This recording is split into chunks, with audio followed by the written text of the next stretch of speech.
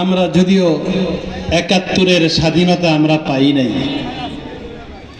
শেখ মুজিবুর রহমান সে দুনিয়া থেকে বিদায় হয়ে গেছে। তাকে আমরা চিনি আকাবেরদের জবান থেকে যা শুনছি, ওই শোনা কথার উপরে যাদেরকে আমরা শ্রদ্ধা করি, যাদেরকে ভক্তি করি, যাদেরকে ইজ্জত করি, যারা আমাদের আকাবের, যারা আমাদের মাথার মুকুট, তাদের জবান থেকে আমরা শুনেছি কি? আমার মনে পড়ে আমার উস্তাদ রহমাতুল্লাহ সাহেব রহমাতুল্লাহ, যিনি ওই কোরআন শিক্ষা নুরানি ওয়াকফ স্টেটের পরিচালনায় ছিলেন। তিনি হাফিজ হুজুর রহমাতুল্লাহ আলাইহির খাদেম ছিলেন। উনি বর্ণনা করছেন যে হাফিজ হুজুর রহমাতুল্লাহ আলাইহি বসা, ওনার পিছনে আমি দাঁড়ানো ছিলাম। ঠিক এই সময় একজন আয়েশা বলছে যে হযরত শেখ মুজিব কো কতল কর দিয়া। সাধারণত মৃত্যুর সংবাদ যদি পাই তাহলে আমরা কি বলি? কি বলি আমরা? ইন্না লিল্লাহি, তাই না? হাফিজ হুজুর রহমাতুল্লাহ আলাইহির কাছে যখন সংবাদ দিল শেখ মুজিবকে মারা হয়েছে, হত্যা করা হয়েছে, হাফিজ হুজুর রহমাতুল্লাহ আলাইহির জবান থেকে বাইর হইল আলহামদুলিল্লাহ আলহামদুলিল্লাহ আলহামদুলিল্লাহ, জালিম খতম হো চুকা। হাফিজ হুজুরের জবান থেকে যদি শুনি জালিম খতম হো চুকা, জালিম শেষ হয়েছে। জালিম শেষ হওয়ার পরে দীর্ঘ 2008 পর্যন্ত আল্লাহ সুযোগ দিয়েছিলেন। যখন আমরা সুযোগ গ্রহণ করি নাই, বারবার আবার কখনো ফাসিককে কখনো জালেমকে আমরা মসনদে বসাইছি। মহান আল্লাহ সুযোগ দিয়েছেন, কিন্তু সুযোগ যখন গ্রহণ করে নাই মুসলমানেরা, 2008-এর পর থেকে আবার আরেক জালেম দ্বারা করা গিয়েছে। মুসলমান তারা বুঝ কেমন জালেম তাদের উপর চড়ায় দিয়েছে।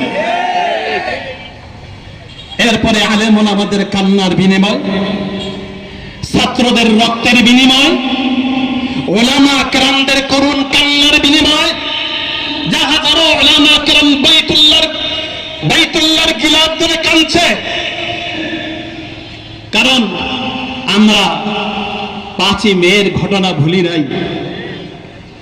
এর আগে তো বহু হত্যা হয়েছে, কিন্তু যেখানে সংসদের ভিতরে গণভবনের বিনয় কোরআনে হাফেজ থাকার কথা ছিল, সেখানে হাফেজদের বুকে না নিয়ে হাফেজদের বুকের ভিতরে গুলি ছড়ছে, আর হাজারো হাফেজরা কান্নাকাটি করছে আল্লাহর দরবারে। ওই জালেমকে আল্লাহ রাব্বুল আলামিন বেইজ্জতি করে এ দেশ থেকে আল্লাহ তাড়াইছেন। আল্লাহ তাআলা আবার আরেকটা সুযোগ দিয়েছে। মুসলমান এখন আবার আরেকটা সুযোগ আসছে।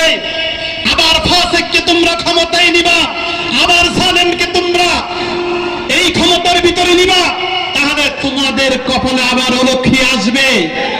বুঝে রাখো মুসলমান, নবীকে যদি ভালোবাসো, নবীর হাদিসকে যদি বিশ্বাস করো, লা ইসলাহু কওমুন লা ইয়ারহুম রাতুন, আল্লাহর নবী বলে গেছেন, যে দেশের ভিতরে নারী নেতৃত্ব দেয়, নারী প্রধানমন্ত্রী হয়, সে দেশে আল্লাহর রহম পড়ে না, আল্লাহর রহম আসে না। কি কথা ঠিক কি না? আমার প্রিয় ভাইরা, এই জন্য বড় সাবধান। আর যারা এতদিন পর্যন্ত জুলুম অত্যাচারে ছিলেন, আমি তাদেরকেও বলবো যে রেহাই পেয়েছেন, আল্লাহর দরবারে তাকান, আল্লাহর দিকে তাকান, আল্লাহর আইনকে খণ্ডন করেন না, ইসলামকে ভুলে যাবেন না, স্বাধীনতাকে ভুলে যাবেন না। আপনারা ইসলামের ছায়ার তলে আসেন, আমরা সকলে মিলে মিশে ইনশাআল্লাহ এই সংসদে ইসলামের ঝান্ডার পতাকা যেন উড়ে, আমরা সেটাই দেখতে চাই। পারবো তো ইনশাআল্লাহ? আরেকটা কথা বলে আমি শেষ করব। যারা নাকি হত্যা করেছে, যে সমস্ত ছাত্ররা শাহাদাত বরণ করেছে, এখনো পর্যন্ত হাসপাতালে কাতরাইতেছে, কারো চোখ গেছে, কারো পা গেছে, কারো হাত গেছে। আল্লাহর কোরআনের বিচারে হলো হত্যার পরিবর্তে হত্যা, চোখের পরিবর্তে চোখ উপড়ানো, হাতের পরিবর্তে হাত ভেঙে দেওয়া, পায়ের পরিবর্তে পা ভেঙে দেওয়া, এদেরকে আমরা ক্ষমা করব না, ক্ষমা করব না। এদেরকে প্রয়োজনে নেই যারা নাকি এই জুলুম অত্যাচার করে বিদেশ থেকে আইনা ফাঁসি দিতে পারছে, আমরা তাদেরকে বিদেশ থেকে আইনা 1000 বার ফাঁসি দিব ইনশাআল্লাহ। সম্মানিত উপস্থিতি,